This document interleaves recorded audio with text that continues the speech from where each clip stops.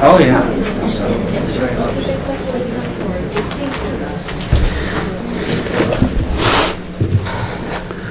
Good afternoon. I'm Mike Van Dusen, the Deputy Director of the Woodrow Wilson International Center for Scholars. It is my pleasure to welcome you here this afternoon for Directors Forum with Ambassador David M. Satterfield, Senior Advisor to the Secretary of State and Coordinator for Iraq. Ambassador Satterfield assumed his current position in August of 2006, following a service of 14 months as Deputy Chief of Mission in Baghdad.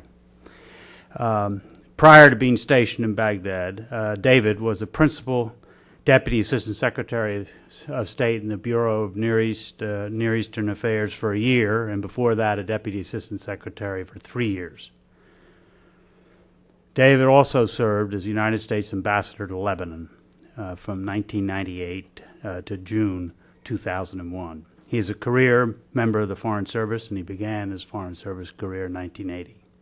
Ambassador Satterfield is the recipient of the Presidential Meritorious Executive Rank Award, the Department of State Distinguished Honor Award, the Department's Senior Performance Awards on a few occasions, I believe, and 6 Department of State Superior Honor Awards, notably for his work on the Middle East peace process. Ambassador Satterfield is at home, or near home. He was born in Baltimore, Maryland. He attended the University of Maryland and Georgetown University. He speaks Arabic and French. His remarks this afternoon are entitled The New Way Forward in Iraq. Following his speech, he has agreed to take some questions from the audience. The ground rules are that he will take questions, but not from the press. Ambassador Satterfield, welcome to the Woodrow Wilson Center. We look forward to your remarks. Thank you, Mike.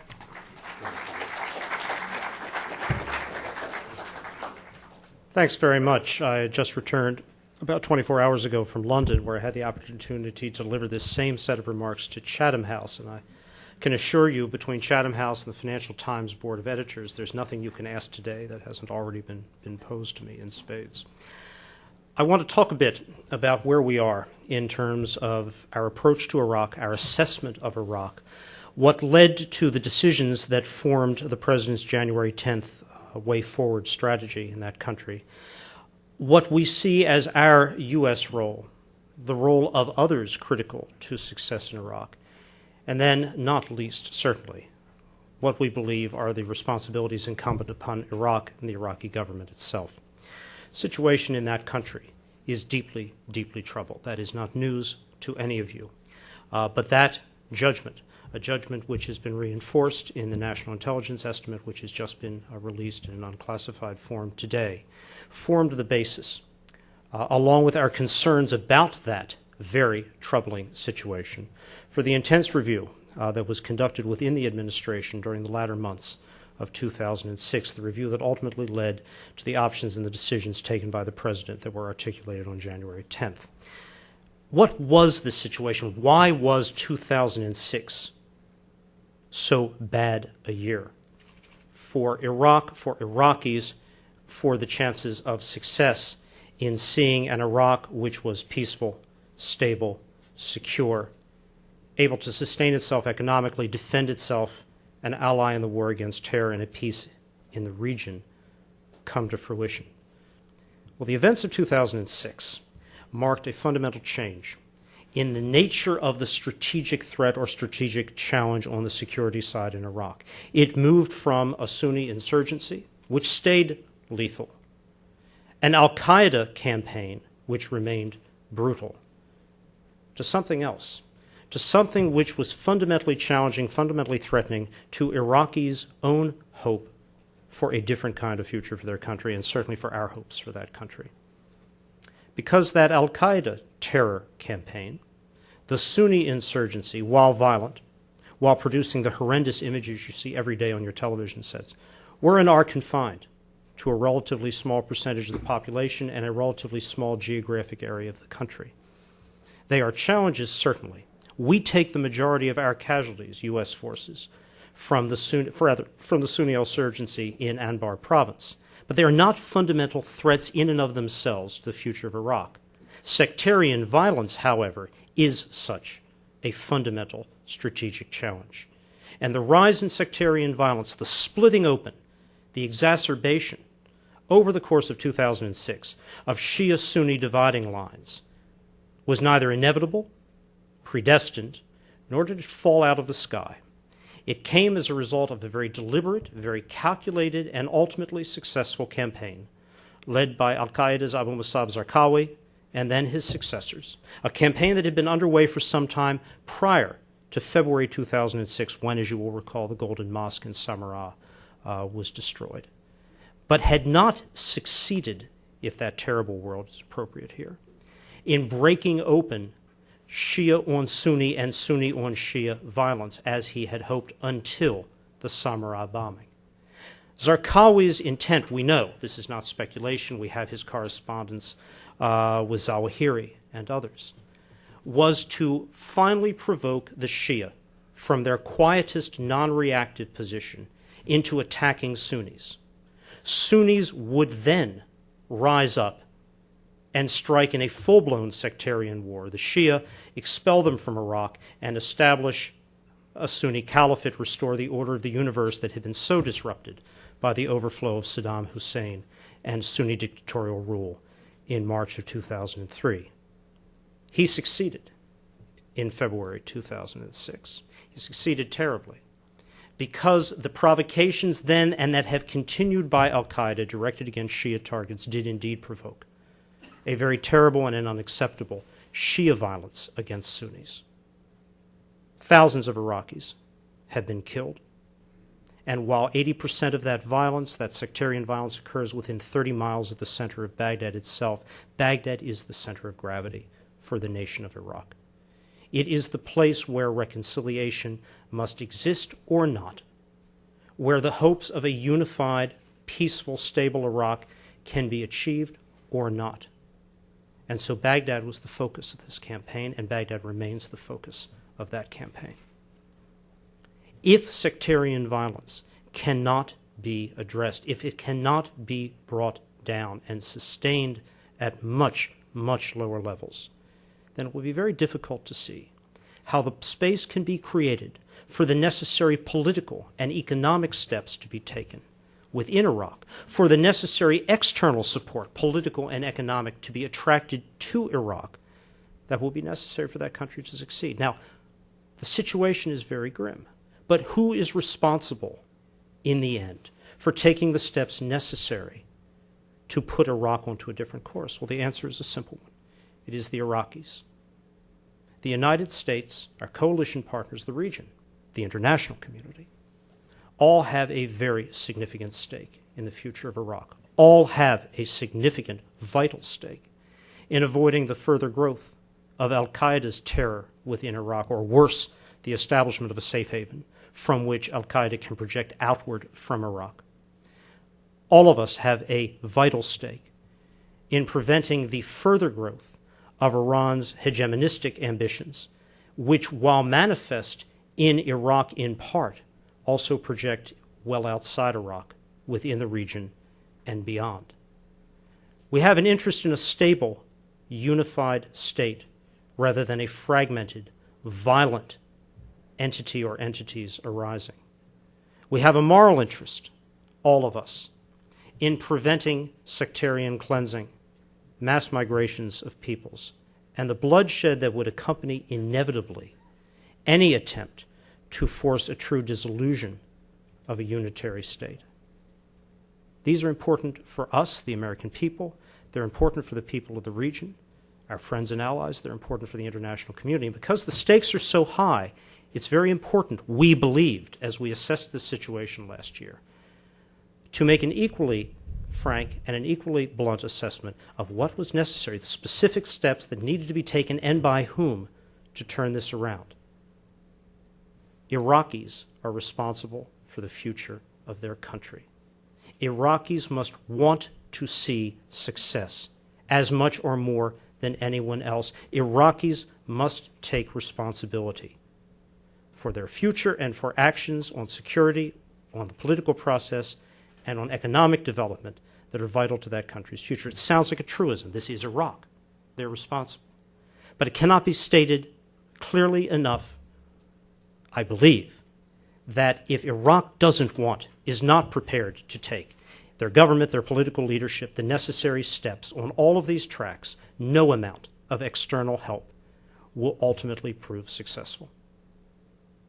We made, in many conversations between the President and Prime Minister Maliki, in many conversations with all of the other Kurdish, Shia, Sunni leaders of Iraq, over the course of the last part of last year, the beginning of this year, the point that the United States was prepared, as we have been prepared in the past, to help Iraq deal with real deficits, real capacity issues. But we had to see that there was an Iraqi partner that wanted success to be achieved as much as we did, that was prepared to take the admittedly very difficult decisions to move ahead, and above all, was prepared to act in ways on the security side and on the political side that could make our help appropriate. We were not prepared to simply say, how many more U.S. forces should we put in? How many more U.S. taxpayer dollars should we commit to Iraq? Rather, the question was, what were the necessary Iraqi steps, assurances, commitments, behaviors to make additional U.S. assistance, whether on the military side or the economic side, effective and appropriate? Prime Minister Maliki came to the President in November of 2006 in Amman. And he came in a very different presentational mode than in the past. He came expressing a grave concern on his part, on the part of Iraq's political leadership, about the sharply deteriorating circumstances in Baghdad and elsewhere. The situation was moving out of control. It was a recognition of the gravity of the situation facing that government, that political leadership, that was most welcome, because from that recognition could begin a real dialogue, a real discussion of what could be done, what Iraqis need to do, what we need to do. The Prime Minister, as I think you all know, presented a security plan for Baghdad to the President at that time.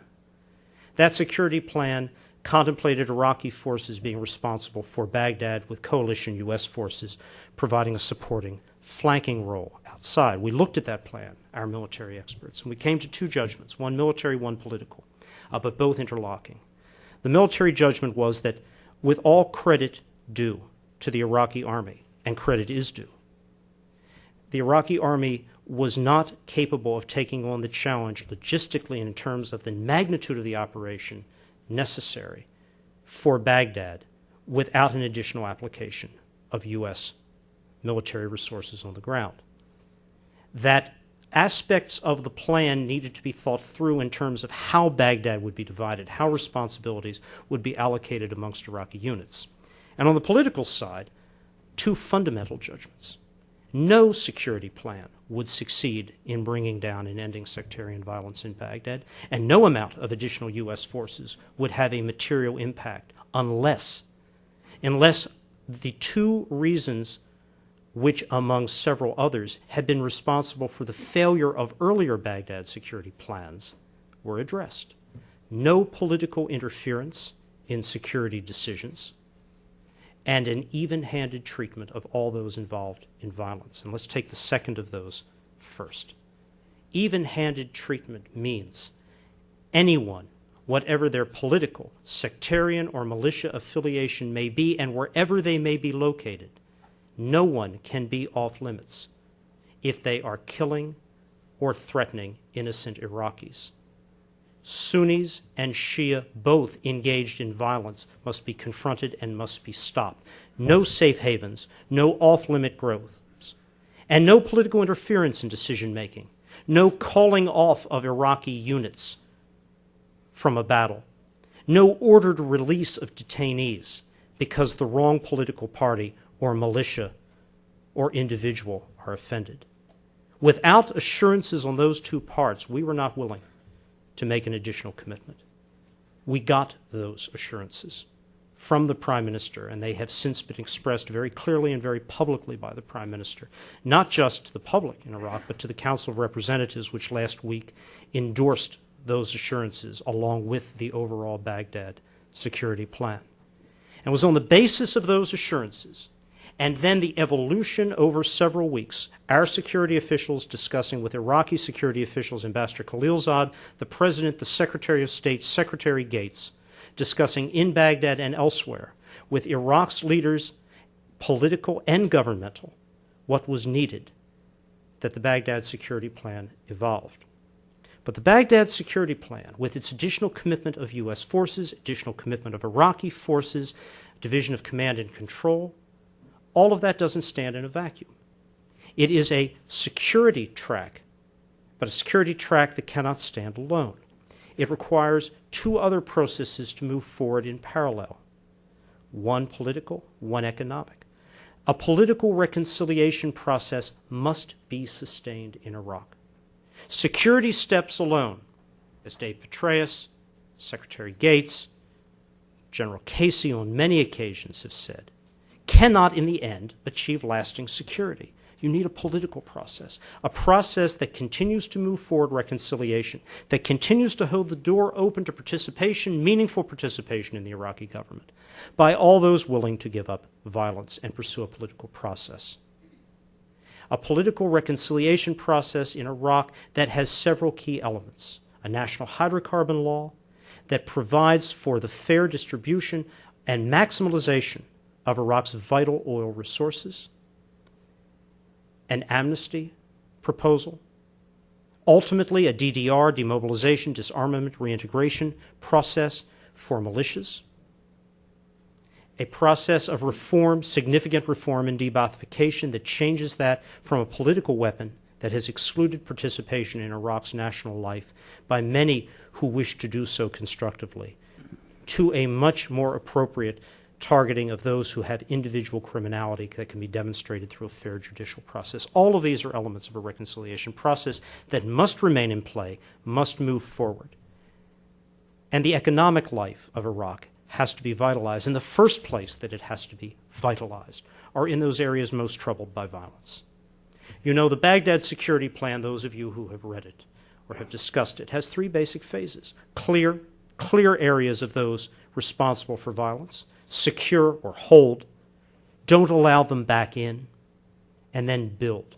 Well, the build part means establishing a stake, post-kinetic activity, for normal, peaceful life in those troubled areas, those troubled neighborhoods or towns. And it will require efforts by the Iraqi government and efforts by us to ensure that when an area has been cleared, when it has been secured, that it is also built upon in an economic and a societal sense in a way that provides a disincentive for a return of threats and violence and an incentive for those who wish to mobilize to see a peaceful life pursued. Now, Iraq ultimately has to be responsible, not just for the political process that I've outlined, but for the economic process that I've just discussed. They do, after all, have considerable resources. The Iraqi government has some $12.5 billion of assets from unspent budget funds from 2006 and prior years, as well as oil prices during the course of the last calendar year. Why then, given that magnitude of resources available to its national budget, would our government contemplate making a request of the Congress, as we will, for significant economic assistance to Iraq? It's a very unusual circumstance. We're doing it for a very unusual reason. Because Iraq does not have the budget execution ability or mechanisms to move monies to targeted areas on the time frame that is required to succeed in stabilizing, in building upon what has just been cleared and secured through military activity. And it is so vital that this third phase of build be done right and be done in a timely fashion, that we are prepared to bridge, to transition with our assistance for a limited period of time until Iraq has the capability to apply its own resources as it must. We are focusing our capacity development efforts, those efforts led by the Iraq Reconstruction Management Office and the other agencies of the U.S. government that work within that country, on building budget execution skills. We have moved out of the reconstruction business in Iraq. The $20 billion that taxpayers gave to Iraq will spend through the last remaining portion of that, and some 80% has already been expended, during the course of 2007 and the beginning of 2008. That phase of our engagement in Iraq is coming to a close. What we are focused on now, what we will ask the Congress for support for, is a transition in an extraordinary fashion to Iraqi responsibility for meeting their own economic requirements, for Iraqi responsibility for meeting their own security requirements, and of course, Iraqi responsibility for a political process which moves that country forward. They have needs. We do not want, by saying that they are responsible for their fate, that they are in the lead, to set them up for failure.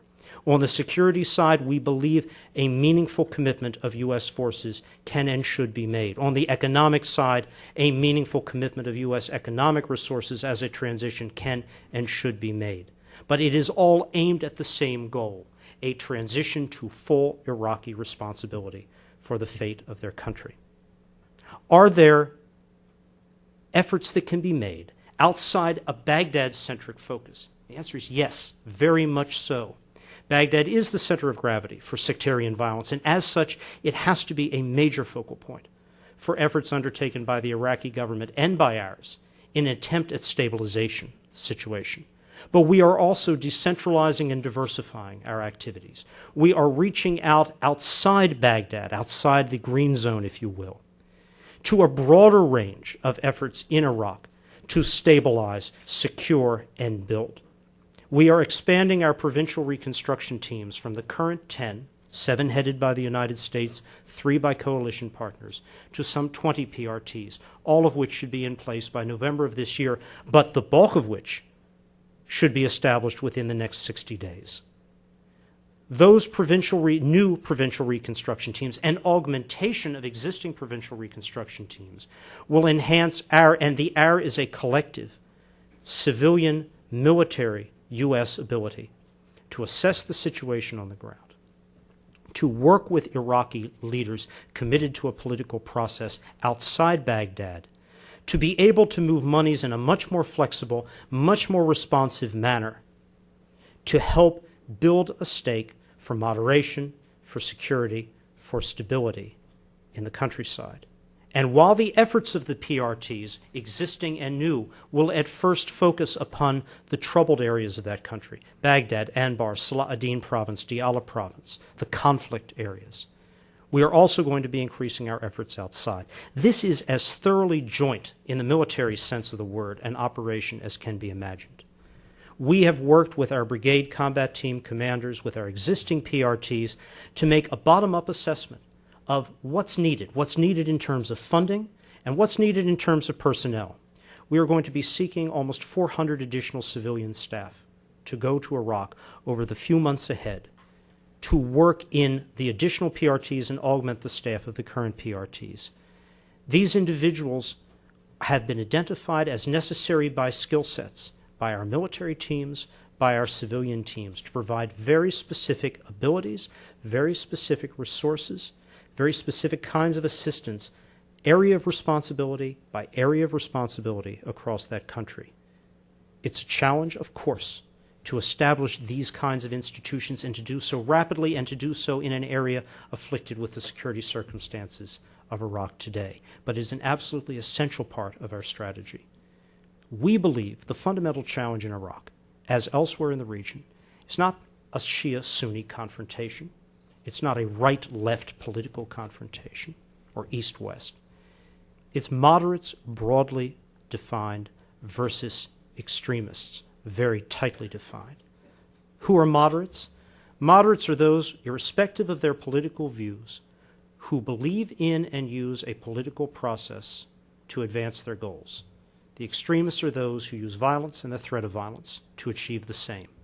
And those designations can be used in areas of the Middle East and elsewhere around the world, far beyond Iraq.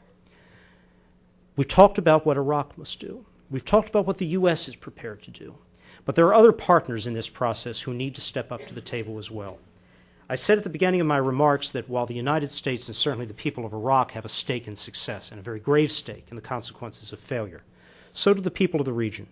We hear very clearly from our friends in the Arab world, particularly the Gulf, of their very reasonable and reasoned fear of an expansion of Iran's negative influence in Iraq.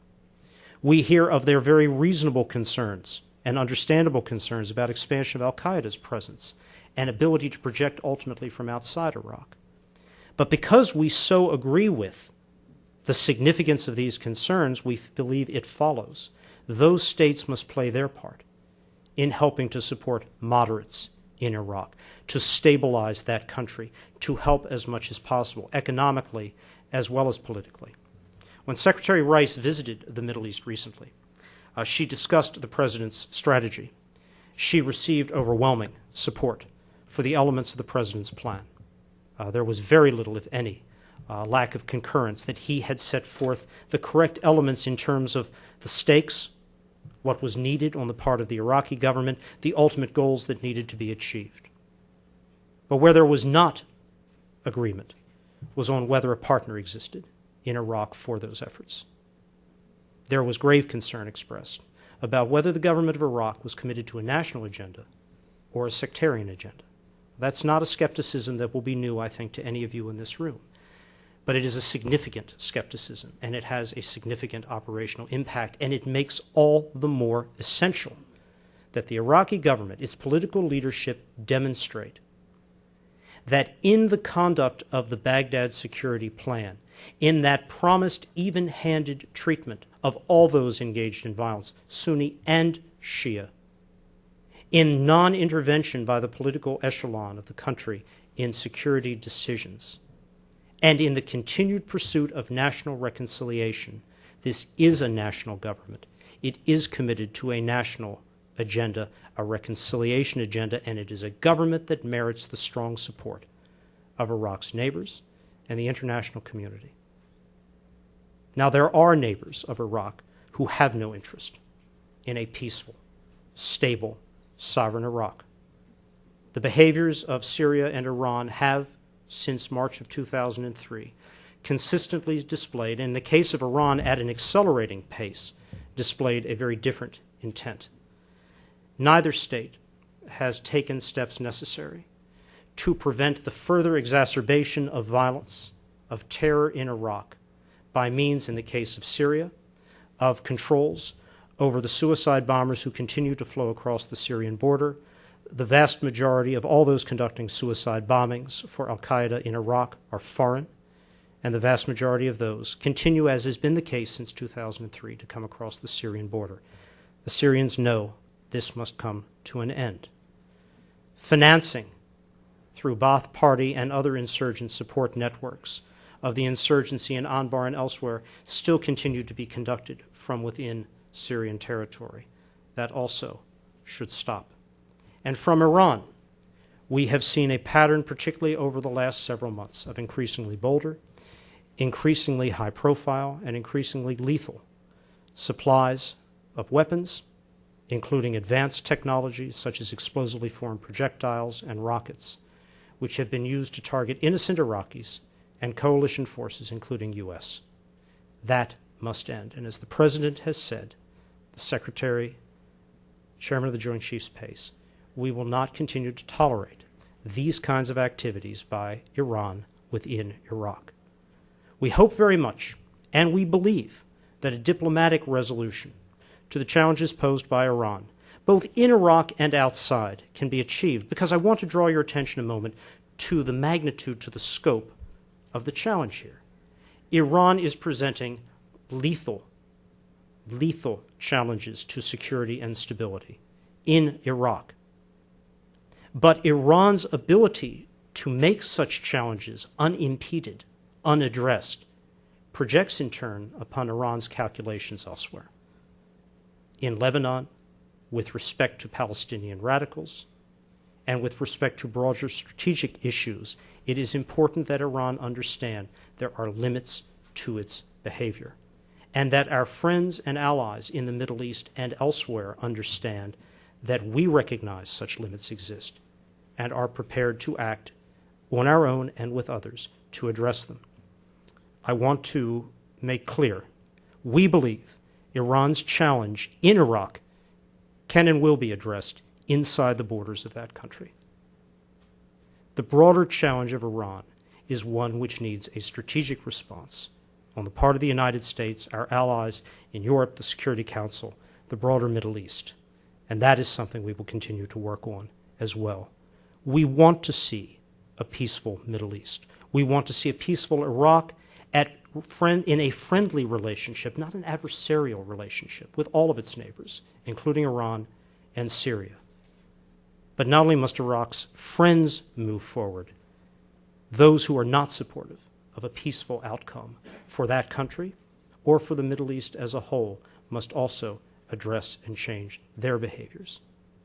Is the picture unrelievedly bleak? No, it's not. And if you read the summary of the National Intelligence Estimate that was released today, you will see the intelligence community also believes if certain steps are taken, a different path for Iraq, a positive path, can be achieved. We see some indications that there is a recognition of the need to move forward in a different direction. A national hydrocarbon law, an excellent national hydrocarbon law, is very close to completion.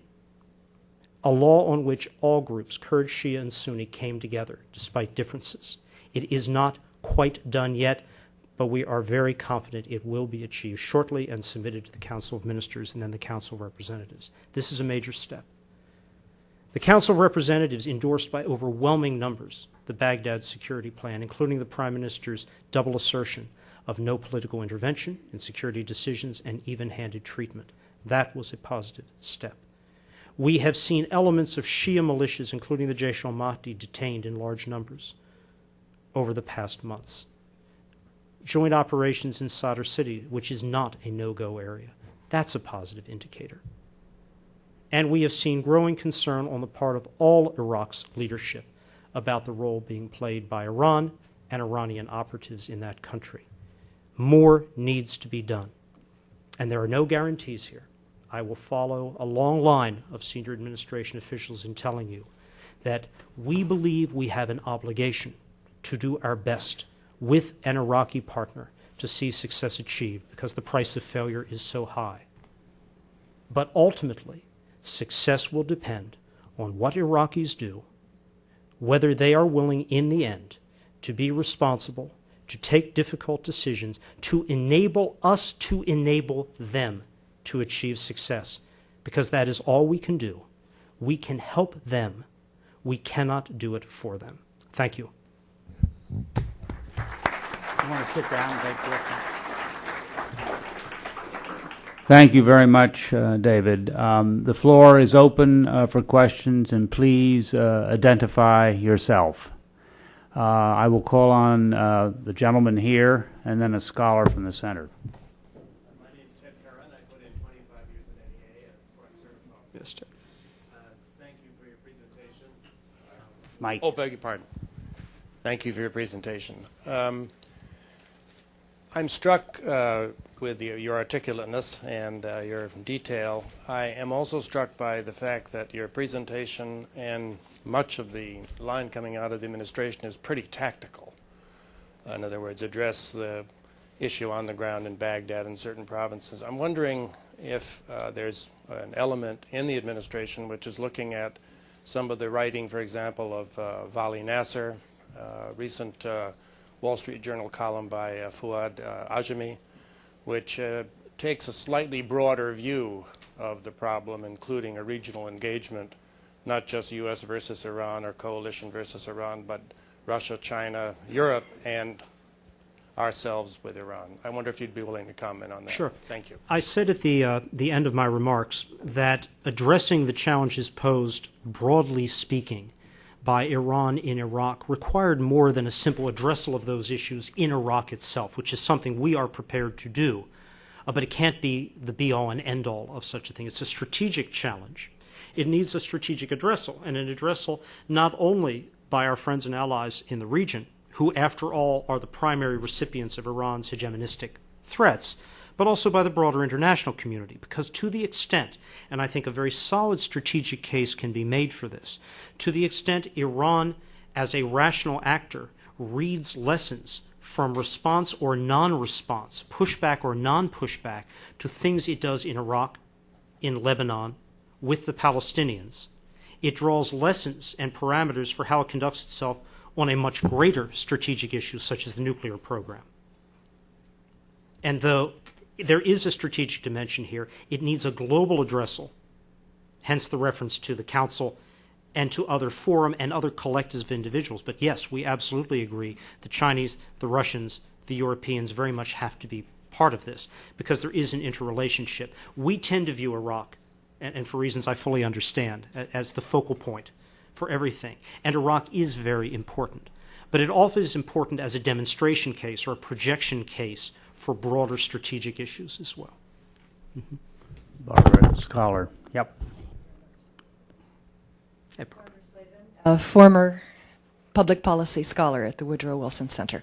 First, would you acknowledge, you're putting much of the onus on the Iraqis, would you acknowledge that it's the United States that put the Iraqis in this dreadful situation by not planning properly, by not anticipating what would happen when you took away a government like the government of Saddam Hussein? Because it sounds like a blame and run strategy, frankly. And then I have two other questions.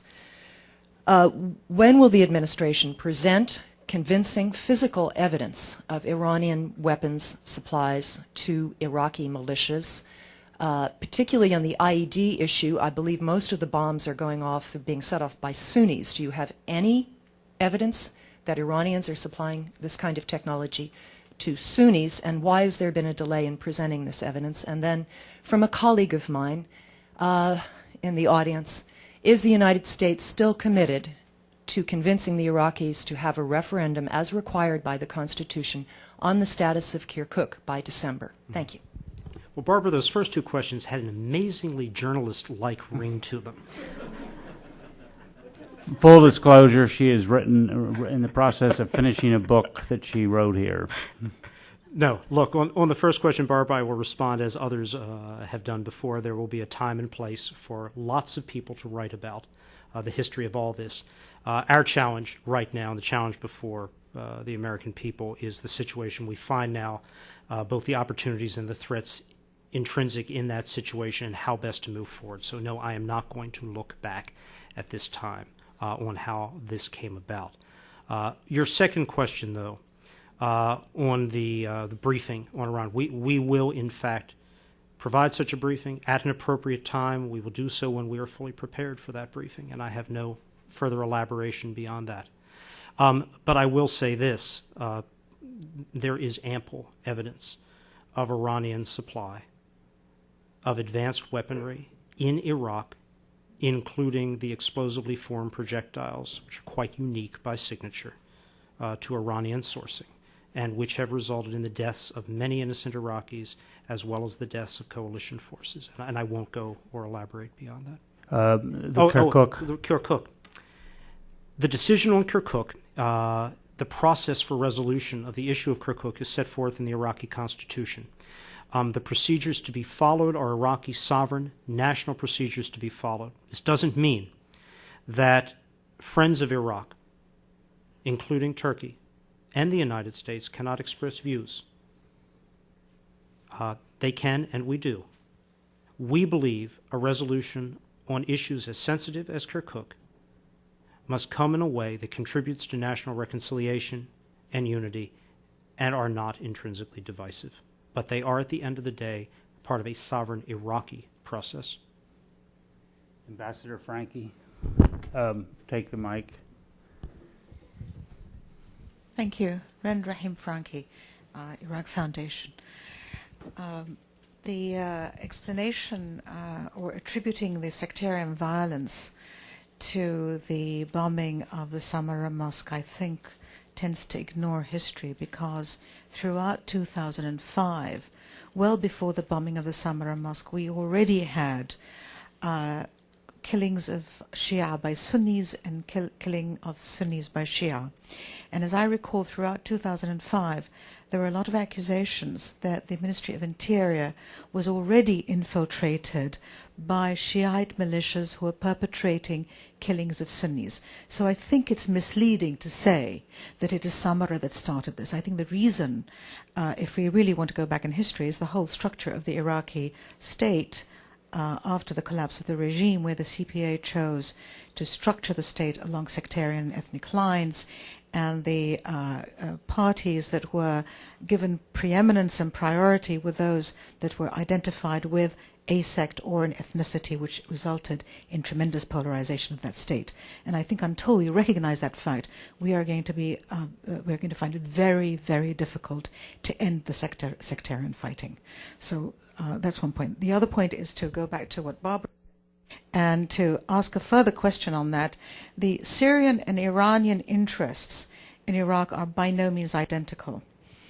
And my question is there any effort by the US government to try and peel away Syria from the Iranian agenda or alliance with Iran on Iraq, and to create some kind of understanding with Syria on Iraq, separate from a global understanding with Syria and Iran on other issues such as Lebanon? Mm-hmm. Thank you.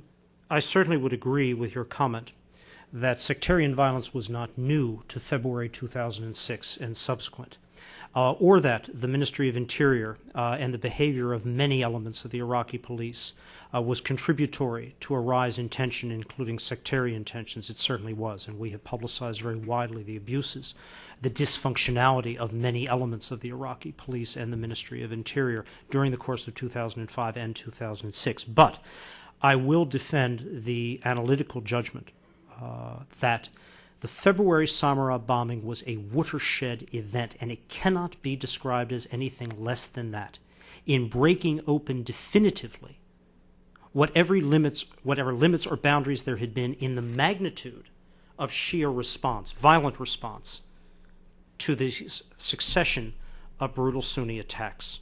And then the corresponding Sunni counter-response to Shia attacks, Sunni death squads, Shia death squads, Sunni ethnic cleansing or sectarian cleansing, Shia sectarian cleansing. While you can point at threads of these threads during the preceding period, there is no comparison to the magnitude, the volume, the significance of the process since February 2006. And so I don't believe it is mistaken to place great importance on that event. It was the result of a continued process. It was fed by other factors. But there was no inevitability, and this is my basic point. There is no inevitability or mandated breakout of sectarian violence on the scale we see today.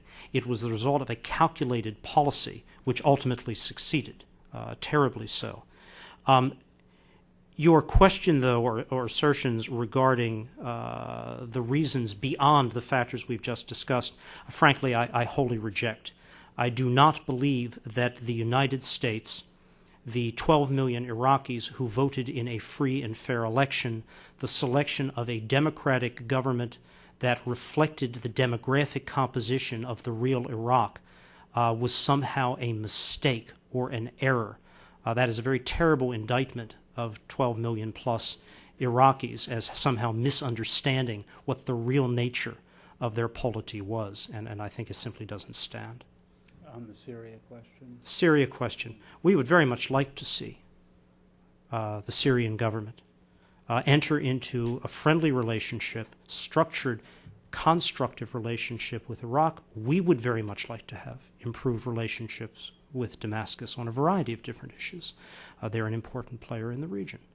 They, however, by their behaviors over many years, have shown not just a refusal to amend any of the behaviors with respect to the Palestinians, Hezbollah, Lebanon, or now Iraq, but indeed, over the course of the last year, whenever Damascus has been presented with a fork in the road, they have consistently opted for a fork which has taken them further and further away from any other Arab state in the region, further and further away from moderation by any definition, closer and closer to Iran and closer to a support for those engaged in violence, threat, and intimidation, whether in Lebanon, in Palestine, or in Iraq. Those are Syrian decisions, not U.S. decisions. When they change, we will respond. I have two over here and two back over there. Yeah, Pat, take the... Thank you. I'm Pat Harahan, historian. You talked about reconciliation, Ambassador, and you talked about President Bush speaking with the Prime Minister about reconciliation. What's confounding to me was why did the United States, why did the Bush administration allow the hanging of Saddam Hussein and those other two men, and then to have it videotaped and publicized? It's just confounding. We have expressed, the President has expressed his dismay at the manner in which that hanging was conducted. But you used a phrase, why would we allow? Because the judicial process in which Hussein and his co-defendants in the Jujail and other cases were being tried is an Iraqi judicial process. The sentence is an Iraqi sentence, and it was carried out in conduct that met Iraqi standards. Are we happy with the actual way the execution proceeded? No. We've made that very clear. I can't repeat the words of the President. We've been very clear about that, but it was not for us to allow it or not. It was an Iraqi sovereign decision. The lady, and then Azuzina, the last row, and then down. I'm Jill Shankelman, oil industry consultant and now working with the World Bank's Political Risk Insurance Organization, but I'm here in my personal capacity. I want to move to the build stage. Seems absolutely no doubt that providing employment for particularly Iraqi young men is absolutely central, and that's well recognized in the strategy. I just wonder if you can throw any more light, though, on how you think that is going to be delivered. It's an enormous challenge in every post-conflict environment, and the obvious way of creating employment is big construction projects. But in an environment like Iraq, you've got a double hit because one lot of people get paid to build and another lot get paid to blow up. So more light on how that is going to be cracked. I'd be interested in hearing. Sure. First of all, it will require a greatly enhanced role by the World Bank in Iraq, and we are most supportive of the World Bank's efforts there and do indeed look to see a greatly enhanced UN and specialized agency presence there. But in specific addressal of your question, build follows clear and secure. It doesn't precede. It takes place in an environment in which there are security forces present on the ground to prevent the phenomenon of building one day, blowing up one night. That really can't achieve success. How do you do it? You do it in the first instance, as I said during my remarks, through the only quick executing mechanism that exists on the ground, which is U.S. military-civilian, hand in hand. The SERP funds that are available to military commanders, we will be asking from Congress very similar civilian SERP executing authority so that we can move monies very quickly out to help immediately post-secure put the build stake in place. But that has to transition. It has to transition, as you will know from any other post-conflict model, from make-work jobs, which you do need immediately after a conflict situation, to longer-term real employment operations. And that will require that secure part of clear, secure build to be prolonged and to be sustained. And that's ultimately something for which Iraqis will have to be responsible. We are prepared to provide a much more enduring and much more significant and intense role in secure than was the case with previous Baghdad security plan iterations. But yeah, it has to make sense from a security standpoint. You just can't throw money at jobs in an area which is not secure. The two go together. But the execution mechanism will be us in the first instance, but Iraqis will have to be brought along. They are pledged to come along. They have a $10 billion capital investment budget in the submittal currently before the Council of Representatives. Some 5.4, I believe, of that budget are for projects that will build this kind of stake. In the back row, the scholar. Yeah. Hi, it's Henri Baki, Wilson Center. Hi, David. How are you doing? I want to follow up on Barbara's question and what you said. You said that on Kirkuk, it's an Iraqi decision because it's in the constitution, but Turkey and the United States may be giving advice to the Iraqis on this particular issue. And I have two questions on this. The Turks are not giving advice. The Turks are saying this referendum must not take place. This is not advice. This is a request or requirement.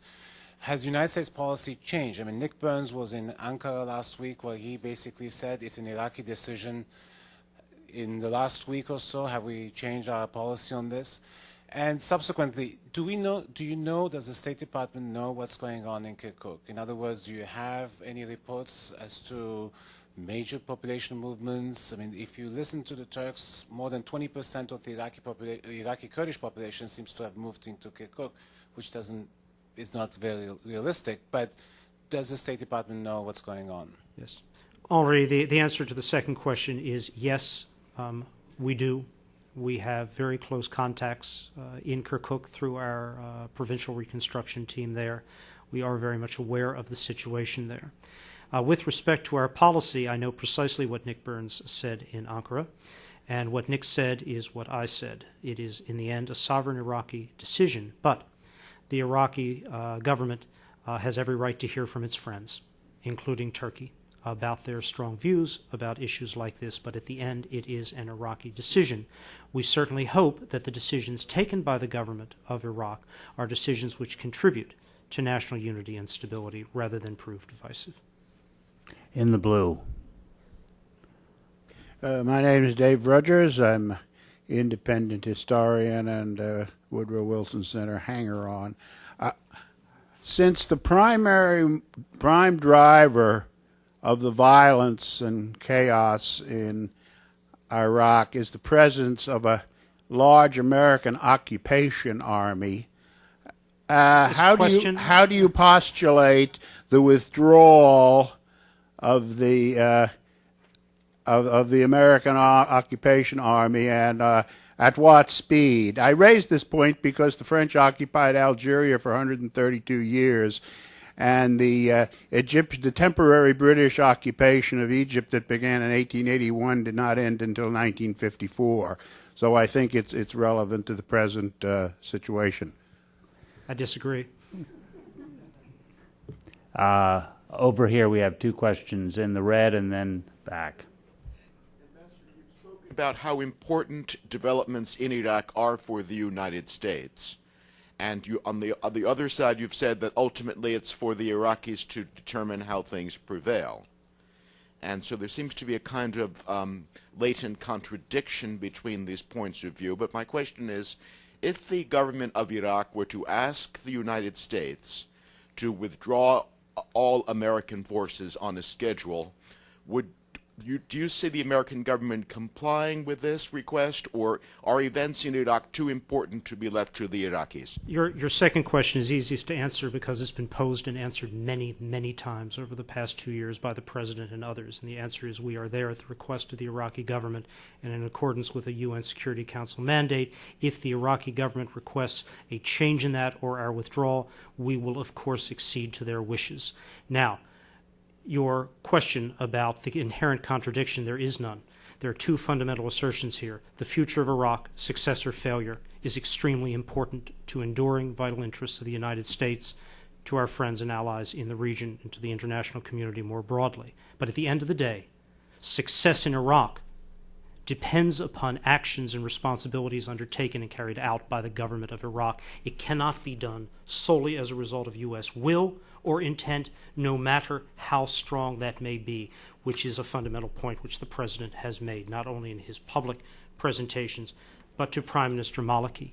The Iraqis must shoulder responsibility and lead. The stakes are very grave indeed, but success cannot be achieved solely because the U.S. wishes to see success. Mark. Mark Moore, Wilson Center. Picking up on your last sentence, that success or failure depends on the Iraqis. What happens if it's failure? If the government proves to be too weak over the next 6 to 9 months? Specifically, what is the U.S. government's plan B? Thank you. While we are just now in the process of beginning the implementation of Plan A for success, I would rather not discuss how we will plan for failure. I think it can succeed. The last question to the lady. Yeah. I'm Lynn Gallagher, a consultant with TBA in the oil ministry. Could you enlighten us a little bit about what the current draft hydrocarbon law is and how it will help facilitate the reconciliation? The draft hydrocarbon law, now in what we expect will be the final stages of discussion, is a framework which will require several other pieces of implementing legislation to be passed around it and subsequent to it. But it provides for the essential principles under which exploitation, development, and then ultimately handling of resources from Iraq's hydrocarbon resources will be managed. It is consistent with a very liberal pro-investment regime for contracting. It provides for a strong local role in attracting investment and contracting procedures. A point under discussion, a critical point right now, is ultimately, does a national oil authority have disapproval authority, approval authority? What does disapproval and approval mean? It contemplates within it the concept that the federal government will receive revenues and then will distribute revenues back after federal government or national government needs are met. To regional authorities, there will need to be a subsequent law that will lay out the precise formula for such redistribution. There will need to be a law that will set up the new National Iraqi Oil Company in place of the current NIOC or NOC. But it is a law which we believe, and in fact all of those who support it from all communities believe, will greatly enhance the ability of Iraq to attract investment and to equitably use the resources from those investments. I want to thank all of you for coming to the Woodrow Wilson Center, and a special thanks to Ambassador Satterfield for giving us an hour. It was an important dialogue. Thank you, Matt. Thank you. Thanks. Thanks a lot. I promised to get you out of here. You have done a marvelous job of moderating. You're right on the mark.